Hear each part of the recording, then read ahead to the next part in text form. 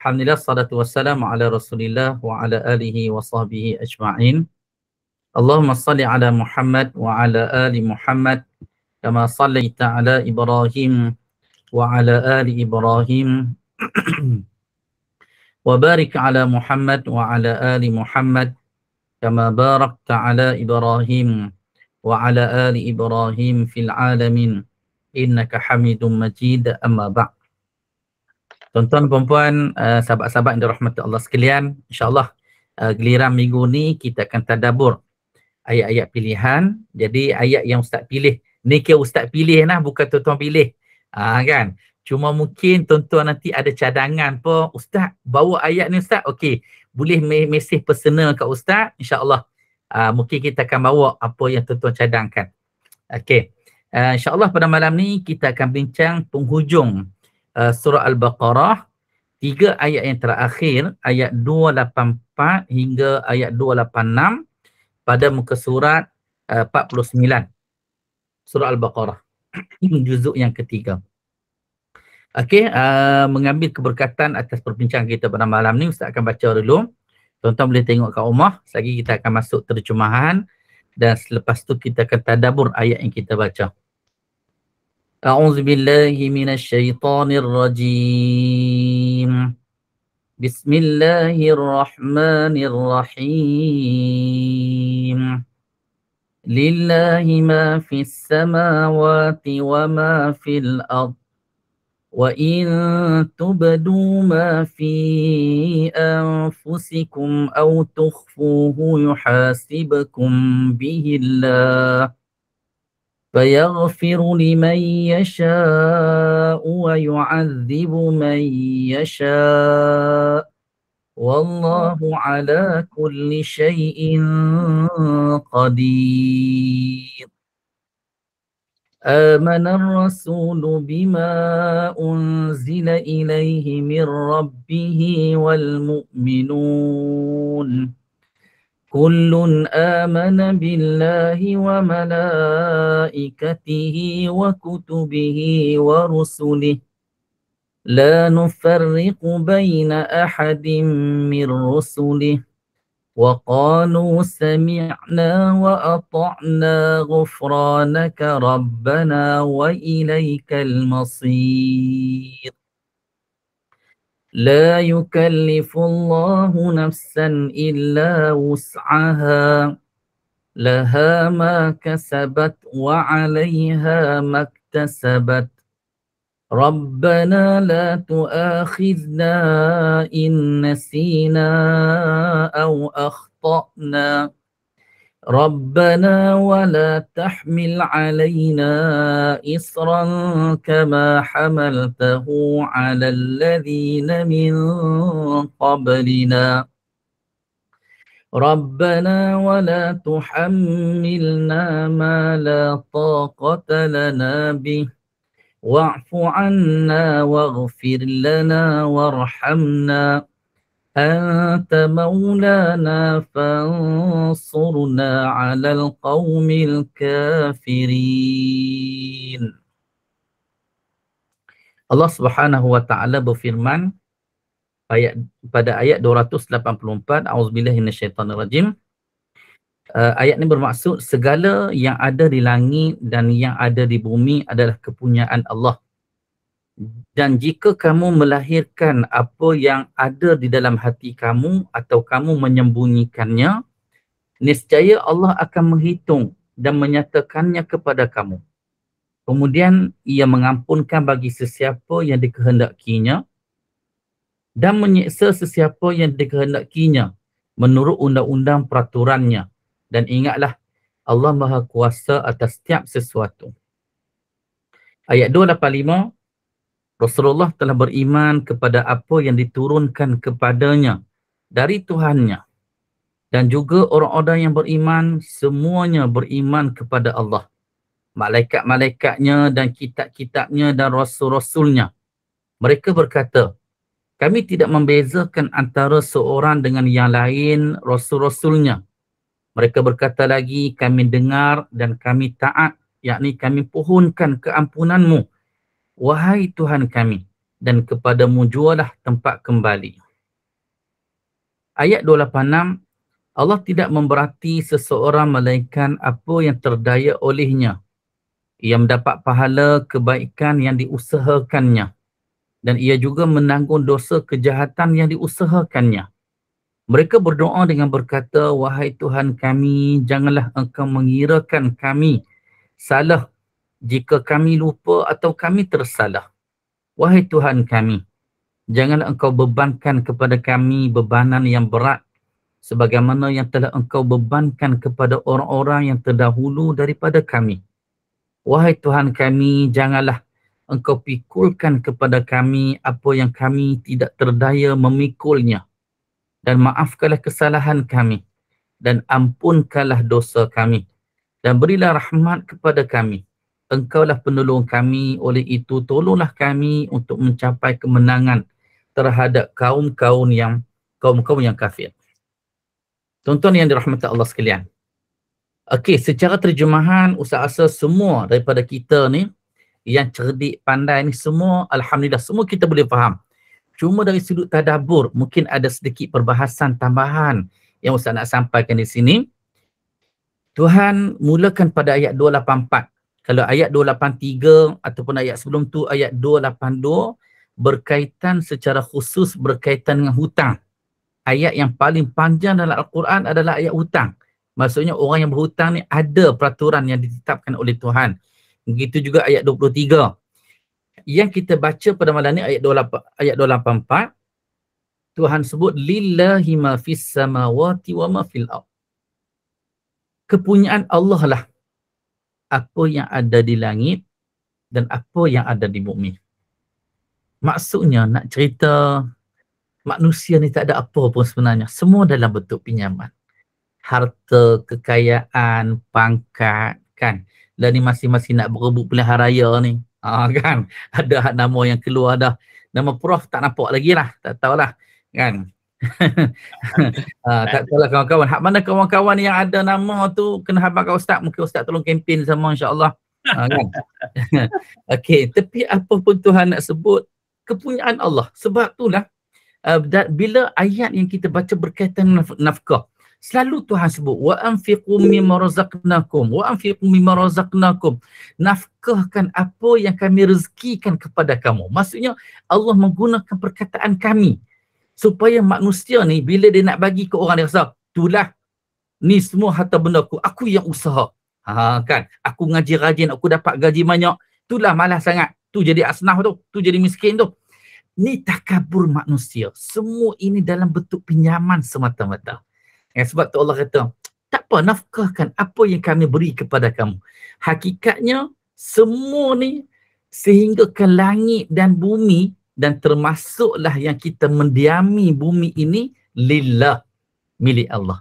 Sebab tu bila berlaku musibah kepada kita, sunnah kita membaca inna lillahi wa inna ilaihi raji'un. Ini adat yang betul, sunnah yang betul. Sebab Ustaz duk tengok bila orang kita ni bila berlaku kematian pun selalu yang mula dengan Al-Fatihah, Al-Fatihah. Daklah kita tak kisahlah aku nak baca Fatihah tu nak sedekah pahala. Mungkin ada pandangan mazhab yang kata sampai. Tetapi perkataan mula-mula sekali yang patut keluar dari mulut kita ialah inna lillah. Kita ni milik Allah. Dan kepada Allah lah kita akan dikembalikan. Barulah kita nak berdoa ke, kita nak sedekah dah bagi pandangan yang kata sampai pun semua, mula dengan inna lillah. Okey, kemudian. Wa in tubdu ma fi anfusikum. Allah kata apa yang kamu zahirkan ma fi anfusikum, ada dalam diri kamu. Maksudnya hak benda dalaman kita ni, bila kita keluarkan benda tu jadi zahir. Yang zahir itu Tuhan kata, au tukhfuhu, ataupun benda hak yang tersirat dalam diri kita, dia pergi tersirat. Kalau tersurat ni apa yang kita sampaikan, kan? Yang tersirat, yang tukhfuhu, yang kamu simpan kat dalam. Tuhan kata apa? Yuhasibukum bihillah. Kan? Yuhasibukum bihillah maksudnya Allah akan ambil kira. Allah akan hisab, Allah akan kira semua. Ayat ni bila turun, antara sebab nuzul ayat ni, bila turun ayat ni, para sahabat Nabi ni semua pakat muka kecewa, semua pakat muka gundah gulana. Sebab apa? Bayangkan, hak kita bercakap, hak kita zahirkan, hak benda terlintas dalam diri kita pun Allah ambil kira. Jadi sahabat-sahabat Nabi ni rasa Allahu Akbar. Hak kita bercakap, hak kita zahirkan, kalau Allah kira tak apa lah. Ni hak terlintas. Macam mana kita nak kawal jantung hati kita daripada tak terlintas? Kan susah kita nak kawal semua ni. Kadang kita tengok orang buat kebaikan, kita kata apa? Nak tunjuk ke orang lah tu. Kan?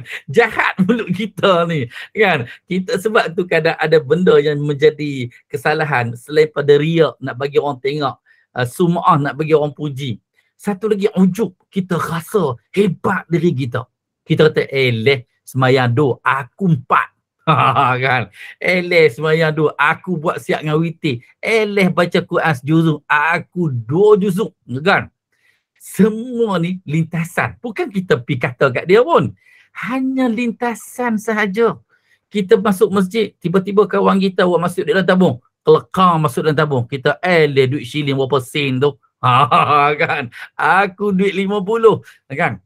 Semua ini lintasan. Sahabat-sahabat Nabi bila tengok ayat ni, Allahu Akbar, masing-masing beristighfar, masing-masing ya Allah. Kan? Ayat ni nak cerita, dia ada sambungan nanti, ayat yang tak akhir tu.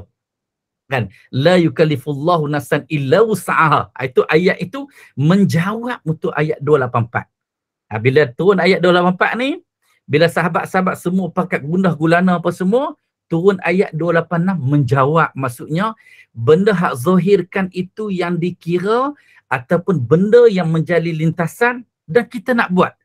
Azam nak buat tu tak jadi buat, nasib baik.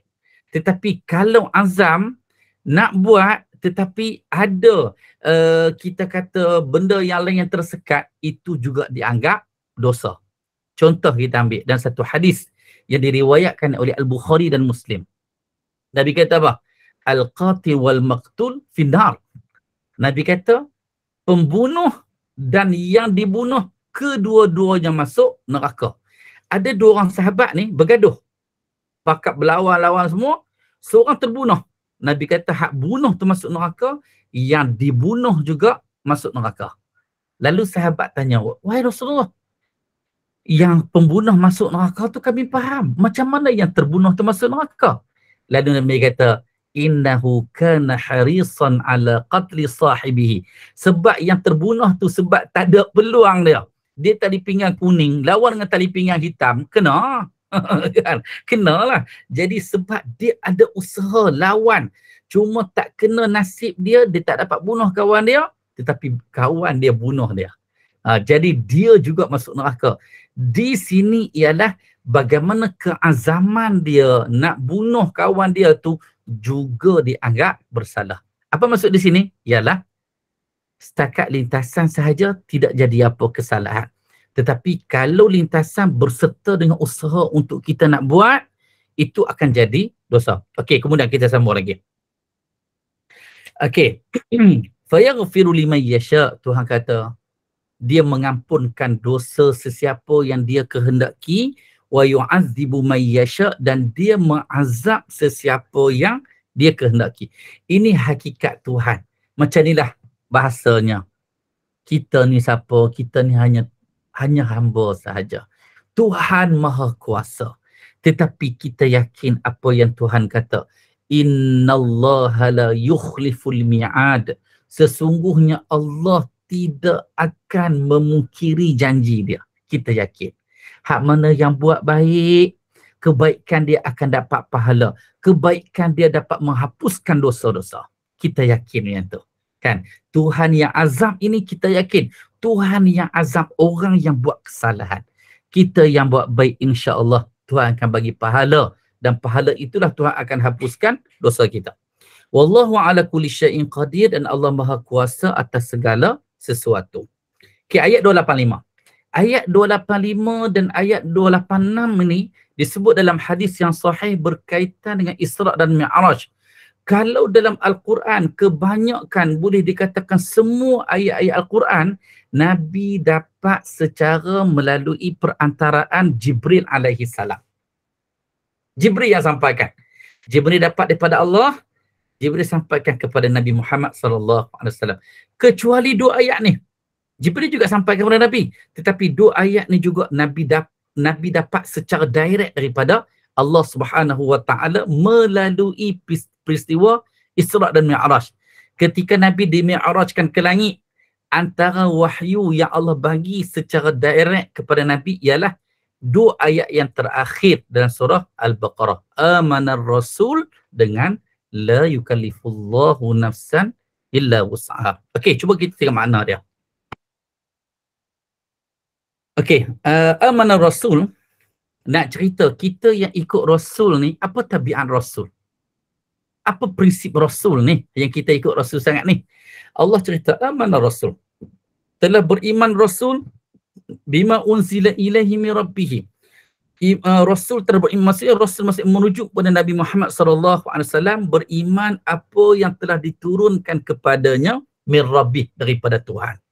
Wal mu'minun, begitu juga itu pegangan kepada orang beriman. Maksudnya, Rasul dan orang beriman, inilah hak sepatutnya beriman dengan apa yang Allah turunkan. Bukan kita pakai, kita agama ni kita hentam je, ambil daripada mana-mana, ikutlah mana. Dah, agama bukan macam tu sifat dia. Agama ni mesti mengikut sumber. Agama mengikut Quran dan hadis. Mesti mengikut praktikal Nabi SAW. Sebab itulah kita kena pegang macam ni, tuan-tuan sekalian. Kita akan ikut mana-mana ustaz, kita akan ikut mana-mana syekh, kita akan ikut mana-mana habib, kita akan ikut mana-mana mazhab yang mengikut Nabi SAW. Tapi kalau orang yang ajak kita, oh kena ikut wali ni, oh kena ikut syekh ni, kena ikut macam ni, oh ni zikir ni walaupun Nabi tak buat tetapi kita boleh buat, kita tak ikut macam tu.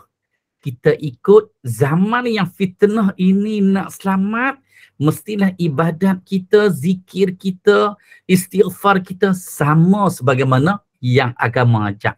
Itu yang paling selamat untuk menyelamatkan kita daripada fitnah dalam beragama ni. Okey, kemudian kullun amana billah, semua. Maksudnya siapa semua? Rasul dan semua orang beriman, termasuklah kita mudah-mudahan. Amanah billah, beriman dengan Allah, beriman dengan para malaikat, beriman dengan kitab, beriman dengan Rasul. Lalu Allah kata, ini pegangan kita. La nufarriqu baina ahadim mir rusulih. Dan kami tidak membezakan siapa-siapa pun dalam kalangan Rasul. Semua utusan Allah.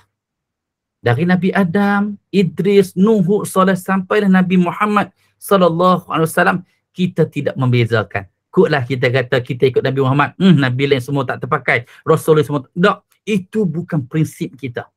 Kita bukan prinsip seperti mana agama Yahudi yang katanya ikut Nabi Musa, tetapi tak ikut kitab Taurat pun. Kita bukan seperti agama Kristian yang kata ikut Injil, tetapi tak ikut Injil pun. Ikut padri, ikut tokoh agama mereka, tetapi tak ikut kitab sebagaimana yang dikurniakan pada mereka. Kita ada sumber. Al-Quran dan Sunnah, itu pegangan kita. Sebab itulah kalau kita dengar orang ceramah pelik-pelik, itu bukan sumber lah kita kata. Kecuali apa yang dia bawa sama seperti dah ada dalam Al-Quran dan hadis. Wa qalu sami'na wa ata'na. Tengok pegangan. Lalu mereka berkata, siapa mereka? Iaitu Rasul dan orang beriman. Ada dua ni. Yang pertama, sami'na, kami mendengar. Wa ata'na, kami taat. Ada orang dengar tetapi tak taat. Kan? Ada orang dengar tapi tak taat. Itu Bani Israel. Yang Tuhan ulang. Ayat surah Baqarah. Wa qalu sami'na wa asayna. Bani Israel kata apa? Kami dengar dan wa asayna. Kami derhaka. Kami tak mau ikut. Itu orang Yahudi dan Kristian. Kita hak Islam ni, sami'na wa ata'na ghufranaka. Dalam kita dengar dan patuh ni, kadang ada benda yang kita lalai, kita minta doa kat Tuhan, kita minta pengampunan daripada Tuhan. Ghufranaka Tuhan, ampunkan dosa kami Tuhan. Rabbana, wahai Tuhan kami, wa ilaikal masir, dan kepadamulah kami akan dikembalikan.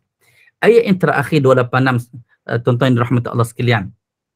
La yukallifullahu nafsan illa wus'aha. Ayat ini menjawab kepada ayat 284. Bila semua sahabat takut-takut dah, Allahu Akbar. Hei, kita macam mana nak jaga jantung hati kita ni? Hak terlintas ni kadang-kadang hak nakal-nakal, hak jahat-jahat. Kita tak boleh nak tapih ni. Allah kata, la yukallifullahu nafsan illa wus'aha. Allah tidak akan membebankan seorang kecuali apa yang terdaya olehnya. Apa maksud dia? Lintasan kita tak mampu nak kawal. Nakal kita melalui lintasan tu, kita tak boleh nak kawal. Sebab apa? Sebab lintasan ini mai daripada syaitan. Walaupun kita kaki ibadat, kaki baca Quran, kaki puasa, sembahyang semua, belum tentu lintasan kita lintasan yang baik belaka. Sebab syaitan sentiasa nak mengganggu kita. Jadi hak mana terlintas, Tuhan tak ambil kira. Tuhan kira wa in tubduhu, apa yang kamu zahirkan dan apa yang kamu niat tetapi kamu azam nak buat. Hak tu Tuhan ambil kira. Sebab tu orang yang nak buat kebaikan tak jadi buat. Dapat pahala tak? Dapat 1 pahala. Kan? Tak buat lagi. Kalau dia buat, dia dapat 10 pahala. Lalu Tuhan kata, laha ma kasabat wa alaiha maktasabat. Dia akan dapat pahala apa yang dia usahakan, wa alaiha maktasabat, dan dia akan dapat dosa apa yang dia usahakan. Maksudnya pahala atas usaha kita, dosa pun atas usaha kita. Wa'alayazubillah. Lalu Tuhan ajar kita bagaimana cara kita nak minta kat Tuhan. Kan? Kita sebenarnya hari-hari kita buat benda yang sama aja. Solat, baca Quran, zikir, istighfar. Esok bangun sembahyang subuh, zuhur, asar, maghrib, isya, tidur pula bangun esok lusa. Sama juga. Hari-hari macam tu. Tetapi ada hari yang iman kita bertambah, ada hari iman kita berkurang. Kadang-kadang ada kebaikan kita buat, ada kesilapan yang kita buat. Ini doa yang terbaik untuk kita baca dalam kita menghadapi hidup kita. Dan sebab itulah ini cantik untuk kita jadikan zikir kita. Rabbana la tu'akhidna in nasina aw akhtana. Yang pertama tu hajat kita. Rabbana, wahai Tuhan kami, la tu'akhidna. Jangan kamu ambil tindakan kepada kami in nasina jika kami terlupa. Aw akhtana, ataupun yang kami tersalah. Ada benda yang kita terlupa bila umur kita semakin bertambah. Ada benda yang kita terlalai, kita tersalah. Kita doa, Tuhan jangan ambil kiranya. Jangan duk kira dosa na. Benda-benda hak kami tersalah, hak kami terlupa ni. Rabbana wala tahmil alaina isran kama hamaltahu ala alladhina min qablina. Tuhan kami, janganlah engkau bebankan ke atas kami bebanan yang berat. Sebagaimana engkau bebankan ke atas umat terdahulu daripada kami. Ni doa, tapi sebenarnya syariat dah selesai. Tak ada pun bebanan agama terhadap kita. Tuan-tuan, perempuan sekalian. Ustaz yakin, kalau kita ikut sama macam Nabi, kita tak akan terbeban. Sebab fitrah, sunnah Nabi memudahkan. Inna dina yusr. Nabi kata, agama ini memudahkan. Wala yushaddadin ahadun illa ghalabah. Dan sesiapa yang memberatkan agama, dia akan terbeban dengan agama. Sebab itulah orang jadi sampai berzikir, menari, melompat, berzikir tak berhenti. Sampai nak zikir kena 4,444 kali. Lepas tu kena istighfar sampai 21,000 kali. Mai ikut mana ni ajaran yang macam ni? Nabi ajak lepas solat zikir istighfar 3 kali ya. Lepas tu Allahumma antas salam. Lepas tu baca ayat kursi. Agama ini dia ada zikir sesuai dengan masa dia. Ada zikir sesuai dengan bilangan dia. Ada zikir, dia ada waktu tertentu, ada tempat tertentu. Itu sunnah. Tak bolehlah doa atas kaki nak pergi baca masuk masjid. Walaupun kita, apa salahnya Ustaz kami nak baca Allah menjamnibna syaitan wa janabi syaitan ala ma razaqtana. Kami nak baca semasa baca Quran. Salahlah. Doa tu Nabi ajak untuk persetubuhan suami isteri. Kan apa baca ketika nak jauhkan daripada syaitan? Dia kata, Ustaz, kami nak jauhkan sebab syaitan kacau kami baca Quran. Tak, sunnah ini dia ada waktu dia dan dia ada tempat dia. Tetapi dia ada kepelbagaian dia. Tetapi kalau orang ajak atas jumlah sampai 15,000, 4,000, 4,000, itu bukan daripada Nabi. Itu memberatkan umat dia. Ni Ustaz nak cerita betul ni. Sebab Ustaz pernah melalui zaman tu dulu. Kan? Kita rasa, ya Allah, agama ajak macam ni ke? Tak, agama tak ajak macam tu. Ada tarikat-tarikat yang suka benda-benda yang macam ni. Orang kita pun kadang terpengaruh benda yang rare yang macam tu. Kan dia rasa macam Nabi ajak ni rasa macam lekeh je kan. Jadi doa ni nak ajak bagaimana kita minta ke Tuhan, sunnah yang sedia ada, amalan agama yang sedia ada tidak membebankan kita. Kemudian Rabbana wala tahmil alaina, Rabbana wala tuhammilna ma la taqata lana bih.